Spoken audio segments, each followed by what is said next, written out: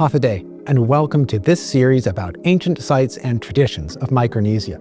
These episodes introduce the latest research and discussions about ancient life, history, and cultural traditions all across our diverse region of Micronesia. I hope that you like this series, and I look forward to learning more together. Canoe building, ocean navigation, and wayfinding are among the core traditions that have defined the communities of Micronesia and of Pacific Oceania generally. One formal program has started at the University of Guam, presented here by Larry Ragatau. Thank you very much, Mike. I hope that my connection from here at the UOG Island Wisdom Canoe House is okay. Welcome to the Canoe House, even though it's virtually. This is rebuilt after Typhoon Mawar, thanks to my class, students from the university who've put together the hut, Rumah Siguro, we call it. Maybe just a way of showing where this place is. This is the Canoe House where we're at.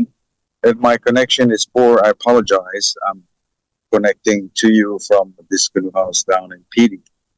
My talk would be kind of like quickly run over a few things. As you know, we only have the next hour to talk about topics that have taken lifetimes and still continue to be so.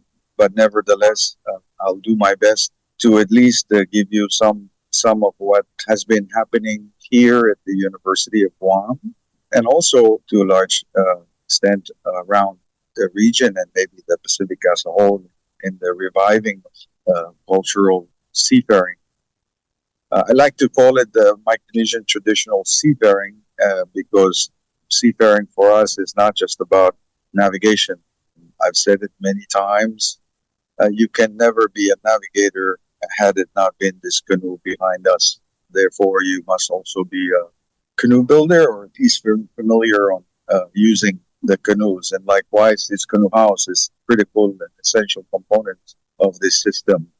All the way from navigating, I suppose that's at the pinnacle of it, to even traditional understanding of your surroundings, of your environment, knowing the land, the seas, and of course the skies. In light of our short talk today, story talking, so I want to begin by also perhaps maybe recognize those who came before us, who are of great seafarers themselves, who've passed on the knowledge, either have left us, or those who are much better than I am in traditional navigation or canoe building or any of those components of seafaring.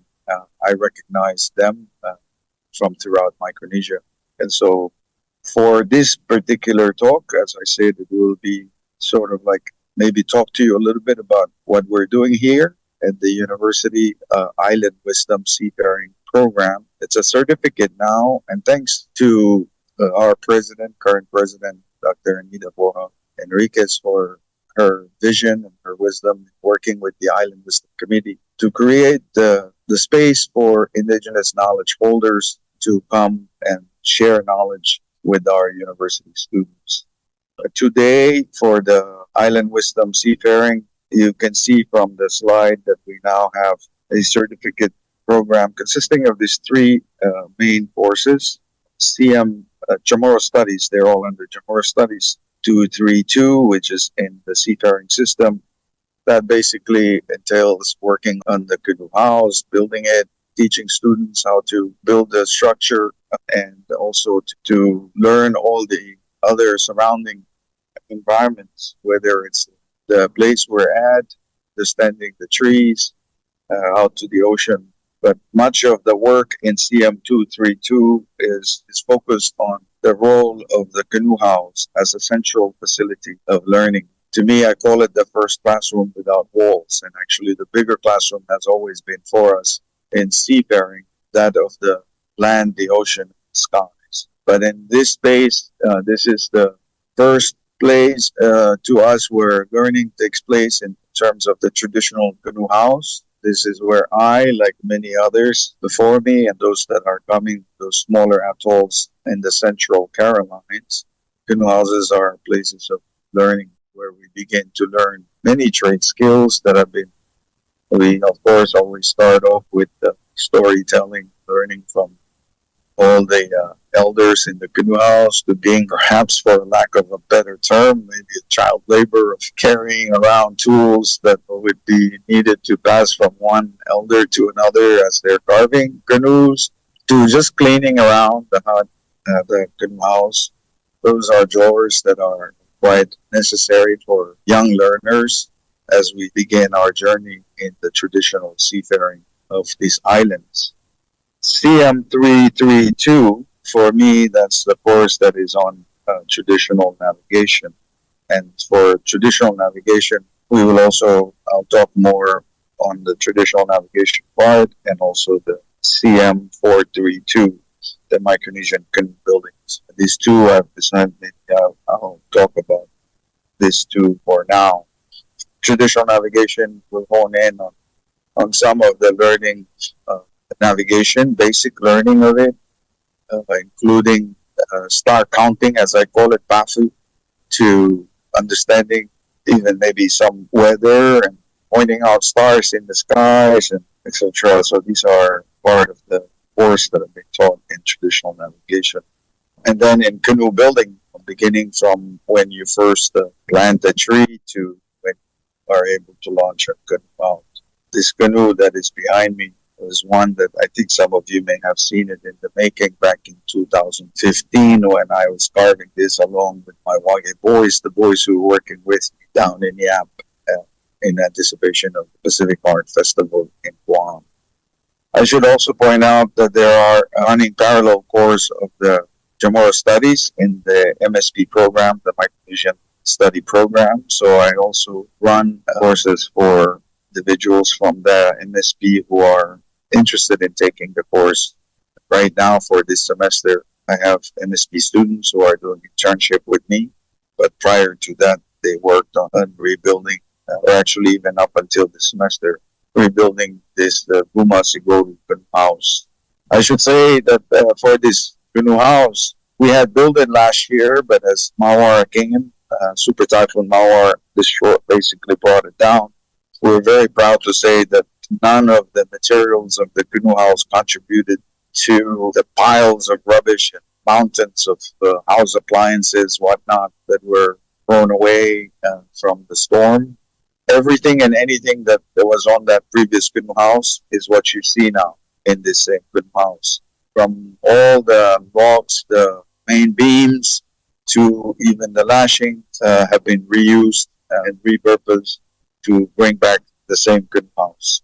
I suppose in many ways we can say that our traditional local huts, even though they're not as solid as concrete and will not withstand the 200-mile wind from a super typhoon, they will also be able to rebuild. We can rebuild them and bring them up much the same, if not even better, for this particular course. And you can see from the slides, Michaela Blas, who is one of my students from the Micronesian Studies, basically quote from her saying the seafaring program not only provide an individual opportunity for students to deepen their connection to their Micronesian culture and heritage, but also serve as a vessel that allows the essence of our islander identity to search for through the traditional knowledge and skills we acquire. Our islander identity is not just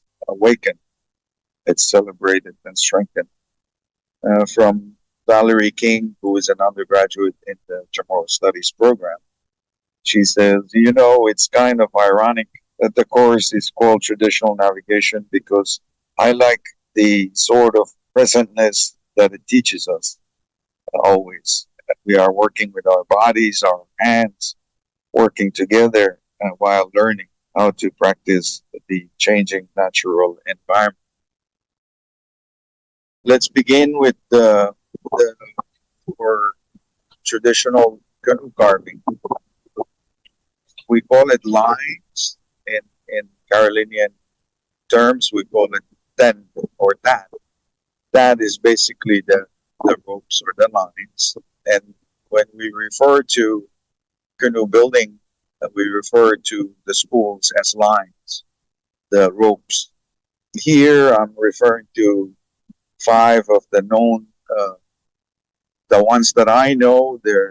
I'm sure across Micronesia, this region at one point there would have been like there's a lot more, but at least for us in Lamotrek and areas around Lamotrek, including Sadawal, you would have these would be notable, easily recognized schools of canoe carving. Tanigage is the line of the rats, of which I belong. I'm an initiate canoe carver under that school of Tanigage, or line of the rats. And then Songrad, of course, it's referring to the Sensual Islands. This is their rope of canoe carving. Similarly, then Haujak is an estate on Lamatrek, and that is our line of carving.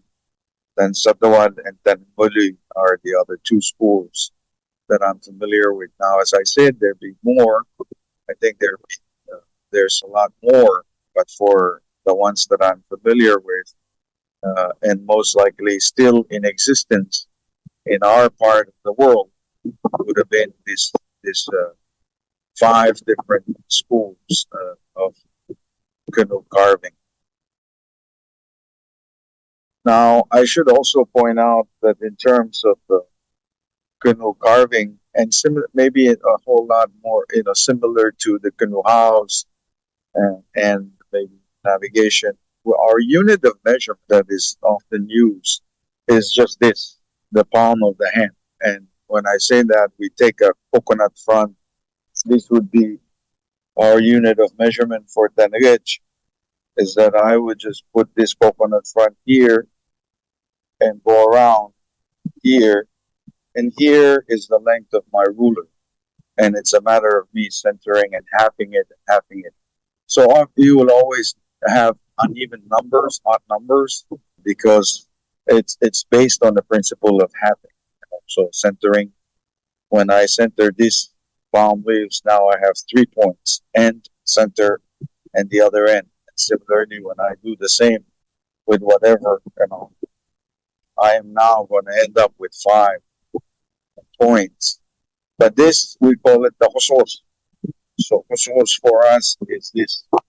There are other schools of carving that might even go around the wrist, or it might just be here up to here. But that unit of measurement is used from the very beginning of carving a canoe to the very completion of it, including all the rigging system on it. So that is why you will never have 2 master carvers on one canoe, because the sizes of their palms will vary different. Whoever is the master carver for one canoe that uses his palm, that be the unit of measurement for that specific canoe. Quickly going into canoe building stages, and again, there'd be more than this, but I'm just kind of highlighting some of the ones that are major to us in terms of canoe building process. Traditional canoes, that is, the Carolinian canoes, and I would venture even to say that for the whole of Micronesia, that is, having canoes that are similar would be more common, as in our canoes being a single hull proa. Attached to it is the outrigger float, the tam, as we call it. Now, maybe in the Polynesian places, they have the double hull canoes, but ours are just single hulls, asymmetrical single hull canoe. And it's important for, I want to also stress that when we talk about asymmetrical, at least for us in the Carolines or in Lamatrek and Woleai and Sadawal and Puluad and those places, it isn't so much what's above water as it is what's underneath water. So our canoes would have perfectly symmetrical on top, but it is down at the very bottom of this canoe that matters. And so that's when the unit of measurement, the palm, is used to apply to it so that one side is a little bit more bigger or higher in carving. Unfortunately, because this is a virtual presentation, it is very difficult for me to show you the traditional proas because it's only where the water lens, where it's submerged underwater, that matters. No, I say this because I think I've seen even some drawings that have been made that basically have our canoes asymmetrical from top to bottom. I suppose you can have that, but it'd be very interesting when you're sailing around out there versus if you just have the bottom of it where the water, could have its own hydro effect of hydrodynamics uh, of such. For canoe building process and stages that I have shared my screen, Hasusu is the very first order of business for us. And what that is actually planting a tree. Now, recognizing that I will plant a tree and I may never be able to be the carver of that tree, it might be my grandson or someone else. But that's okay because they're in its place. I'm going to harvest a tree that has been planted 40, 50 years ago by someone else. And so, recognizing that our islands are small, we must plant trees specific to canoes. So, if you are a canoe carver, you call this a hasusu, which really kind of means a standing canoe. So on the islands of Satawal or Lamatrek or Puluat or Wuliai, Yurpik, it's not unusual to have trees or that have been viewed as standing canoes. And so when you harvest the standing canoe, it's imperative on your part also to plant few more standing canoes in its place. You would have thought that places like small islands like those, we would run out of trees by the many canoes that we've built over time. But no, we planned. But actually, even before harvesting a tree, we wait and see if a log is going to be washed up on shore from somewhere else. And those are the first ones that we carve.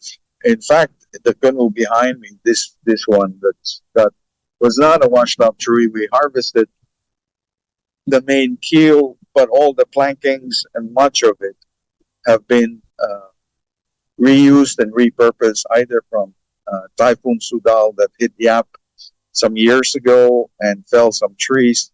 We've used those to carve out more parts of this canoe. You see if I can turn mine. So that part there, the outrigger float, that outrigger float happens to be from Satawal, made back in the 70s and is still used today. This was for Mount Piailug's canoe, the Simeon Hokulea, that the Yap Visitors Bureau had acquired. But when it rotted away, I was able to salvage the dam of Hokulea and other components of it so that it could be reused.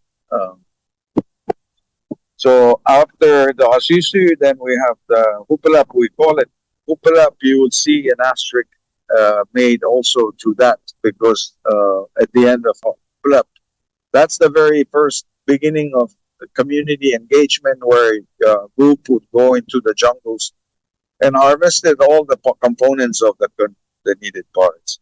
And it comes with the ritual, it comes with the celebration, community celebration. Then all the other parts of Pofar, which requires us to take out the inner core of that log, to Sotat, to Asupach, all those other stages. I'm just reading out the bold writings. But for Sotat means to be taking all those parts of that have been carved out, not to their finest, but just large pieces.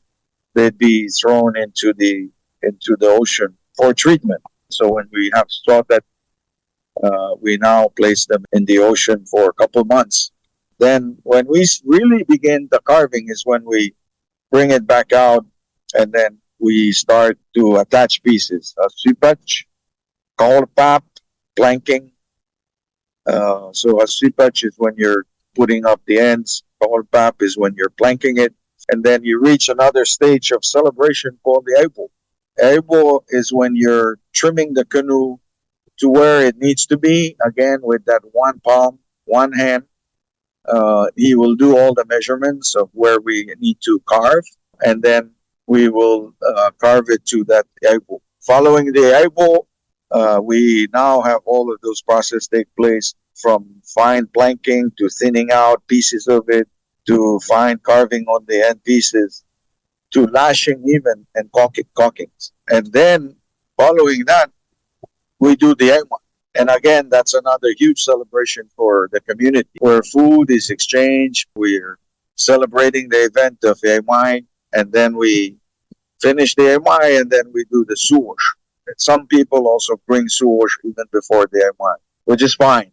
The process could be suwash and then Aywan. When you suwash, basically the word means to open up the reefs. And to open up the reefs means opening up the canoe.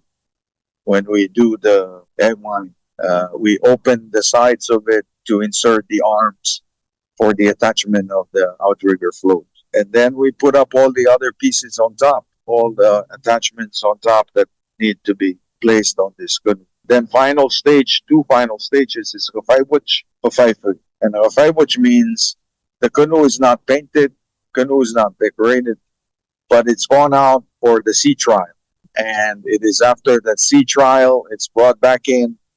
Crew on board are going to identify some of the weaknesses, some of the strength, some of the behavior of the canoe, and again brought under the hand of the master carver to do final touch of measurements to it. If one end is not as fast as the other end, the person would also ensure that at least there is some closeness in terms of like how the canoe maneuvers out there. And so that's Rafaiwach. Following Rafaiwach, then we end up with the Rafaife. And the Rafaife is really the final ritual of launching the final piece, this canoe. She's painted up, she's gone through all the testing, and when we do the Rafaife, it's our island-wide celebration to launch another canoe for the community. I believe a couple days ago, my cousin Mario Benito in Saipan did a Rafaife on his canoe that was launched in the Saipan just this week.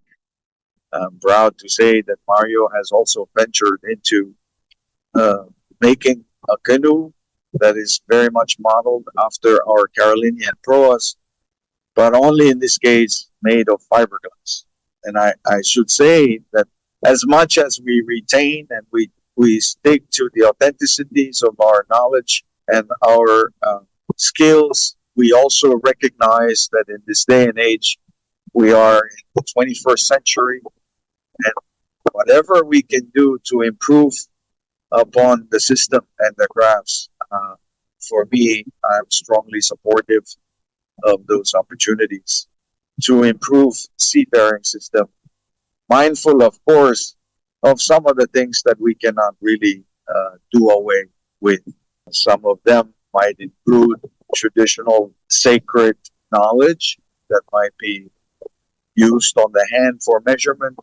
It might include chants and other parts of canoe building process that are being passed on for generations. You might see, I'll use an example of Itrara under the stage of Pasusi, and when you fell the tree. Itrara, which is also called the Hatujo or the black cat, is understanding that if we fell a tree and it lands on its branches, to us that's dangerous. That's Itrara.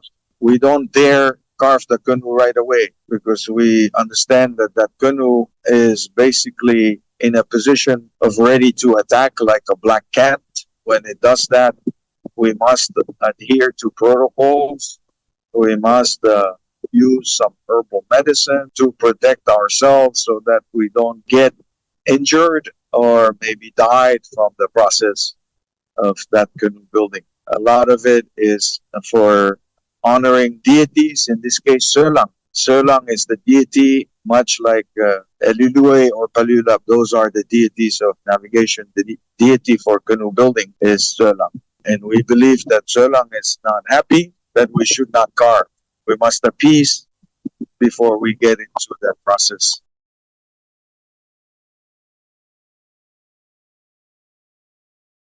Some photos of what we did in terms of the this canoe behind me, this one here, that UOG has become the owner of it. So that was the main log, and then that's Hupalap, us in the jungles. So the lemai tree, the yellow picture, the one on the right side, that picture. So that lemai tree has actually been down for several years from Sudan, over a decade, and it was Sudan came in 2003. Just about a decade, because that carving of those planks took place in 2014 and 15, just prior to Pacific Art Festival. Hato is another process which was listed in what I had put up the screen earlier. And hato means to hollow it out, to dig out the inside of the canoe.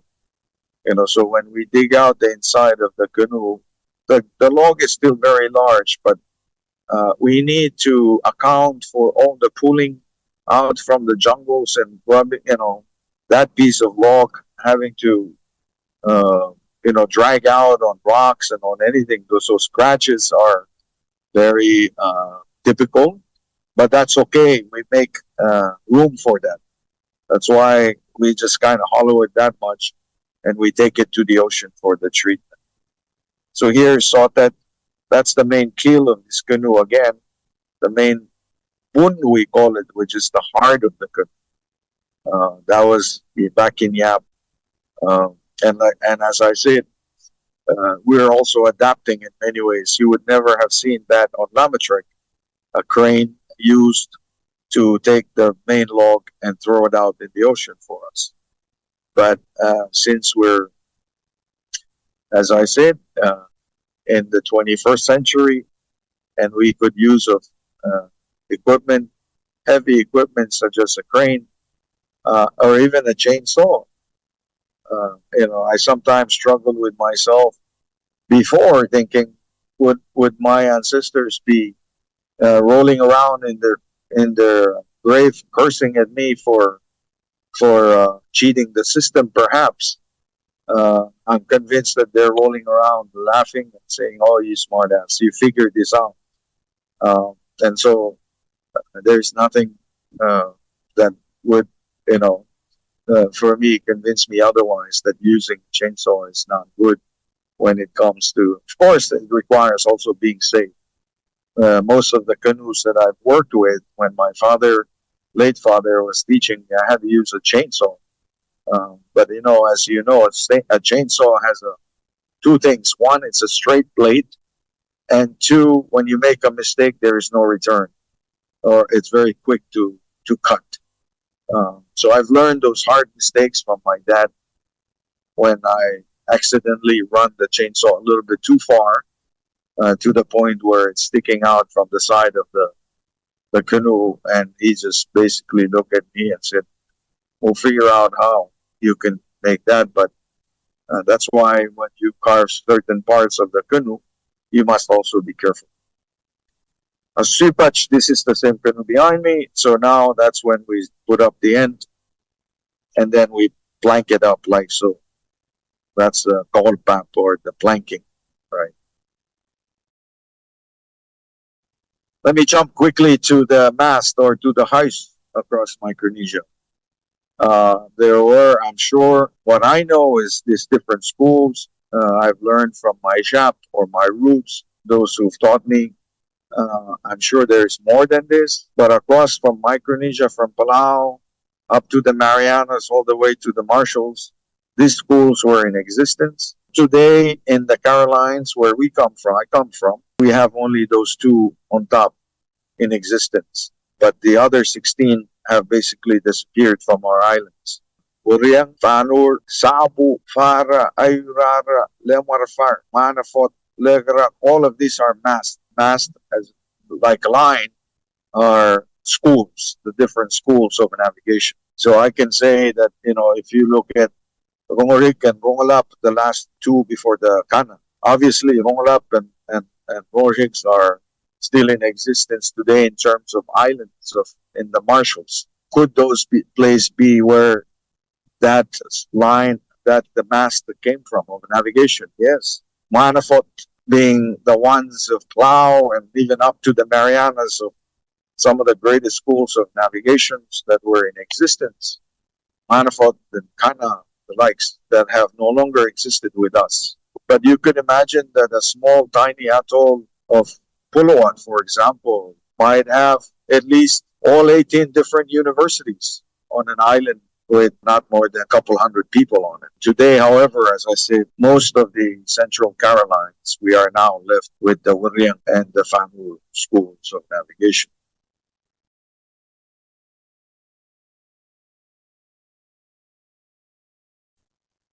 Stages, some of the stages in navigation that are, there's a lot more than this, but part of my class and what I'm teaching here at the University, Island Wisdom Seafaring, includes stages in learning navigation. PAFU, which I'm sure most of you have seen in terms of pebbles and a mat rolled down and the pebbles on it. That's counting stars, we call it. Pa means to count, Fu is stars. It's not our star compass per se, but it is a way of us seeing how the star compass or the stars rise and set. So when we learn Bafu, we learn the names of all the stars, all the navigational stars, common ones that are used, 32 different points on the map. I should also point out that in the olden days, and as we're also doing it here in the class, our star compass, or what is now known as the star compass, was square rather than the circle. And the reason it was square was because we rolled out the mat and our mat were not round. They are square. So when we place the pebbles around the corners of the mat, it's a square mat. So when we learn the Bafu, when we start to learn our own is when we're now pairing the stars, the rising and setting. So rising of one star pairs with the setting of the other it goes in a diagonal chasing of stars, if you like. Hamat is when you're starting to use a model canoe in the center of the mat, so that as you're turning around the canoe, you're always pointing bow and stern to two different points on the map. Your bow will sail under one star of whichever island you're going to, and your stern will have a star on the island of origin where you're leaving and departing from. In navigation, it's very, very important to have the star of stern be always known to you and be always a position that is critical for you to find the island ahead of you. Ofani is what I would equate to chart of the whole entire Micronesia. So Ofani would be when I'm here, I'm sitting where I am now in this canoe house. I can pinpoint 32 different points on the map and identify which islands are under which star, starting from as far east as the island of Eniwadok, to as far west as the island of Palau, to as far north as the island of Tokyo. But, these are where the islands are being placed identified on those points on the map. Now imagine that each island across Micronesia have its own. So when I leave Guam and if I'm sitting in Rota, Rota has another 32, some of which are already crossing over to what Guam has and might even be similar waypoints. And Saipan and Tinian and Yap and Palau and Chuk, they all have these waypoints or the Wofan. The stage of Bugof, however, you are now including creatures of the oceans, creatures of birds in the skies, and that ancestors have also identified as aids to navigations. They've given special names, some of them are quite unique. Some of them are perhaps maybe unbelievably strange, but that's okay. That's not important to us. We just know who they are, and if we see them, we know exactly where we may be and where we need to find land when we start to talk. Wolf also talks about referencing reefs and currents and everything else that we could possibly use to assist us in navigation.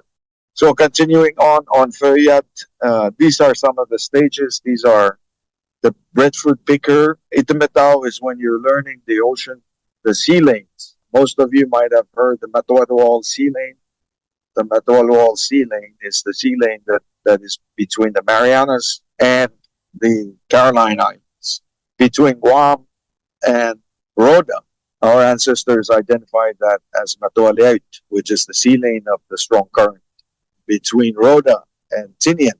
The Taubuigi is what, or sideways sea lane, but so on and so forth. Between Palau and Yap, we call it Mataumat, which is the sea lane of men. Yap and Ulithi, Mataurupan, we saw everything, all sea lanes, all the islands in Micronesia had sea lanes identified specific to that sea lane. Somebody who voyaged those islands going from one to another decided to name it certain names, only specific to that sea lane, must have been based on experiences of how challenging it was or some very unique and strange things that they came across during that voyage, and therefore naming that sea lane. So if we are to give you a new map of sea lanes of the whole entire Pacific, we would have named it by sea lane, and that goes all the way out to the Polynesian island. Matawaltaniolo, that they exist all the way out to maybe even the coast of California and South America.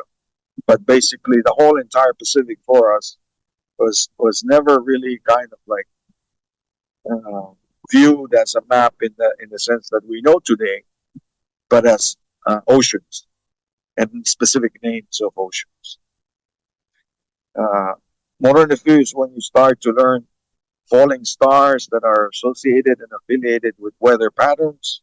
Hajer is when you're now starting to voyage.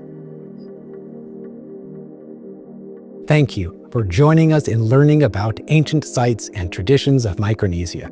If you would like to learn more details, then I encourage you to visit, in person or online, the Micronesian Area Research Center of the University of Guam. Thank you again for watching this program. I hope that you will continue to explore and discover more.